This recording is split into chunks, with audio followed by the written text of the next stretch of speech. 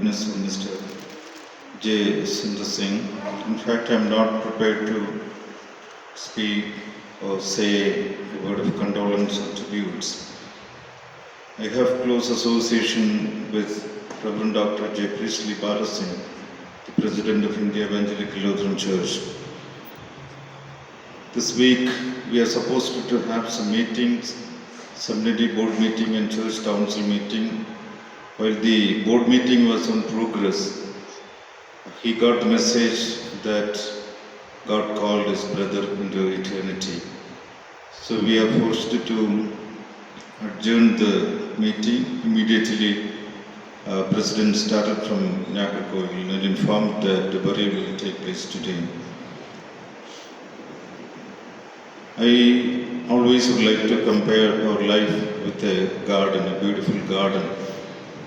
We all are fond of colorful flowers, beautiful garden, and we always try to take care of the garden. In that garden we have flowers which last for 1 day, 2 day, very short period, and for a long period. And when the flowers withers, and sometimes we feel like sad, or sometimes the question comes to our mind why this happens.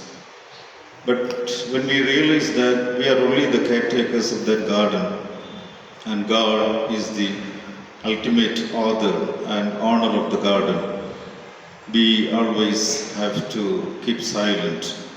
And even if we ask the question why this happens, and we may not be able to find an absolute answer to that question, instead we try to find this is the purpose and this is the will of God, and we have no ultimate answer for that. And whenever events and incidents happens like this in our lives too, and we always try to have and find consolation in God's word, saying that this is the will of God, and God has given and God has taken. Praise be to God, thank be to God. But after all, we are human beings. These events happens, death happens as an unwanted guest in our lives.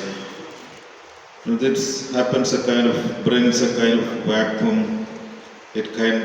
Happens a kind of emptiness in our lives. The relationship is broken. The family, the children have no one to call as dad, or the wife has no one to call as her husband to take care of their husband.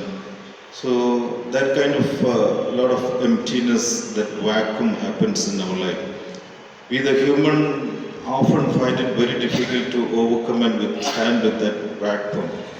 But the word of God says that Christ is giving us the ultimate peace. Jesus is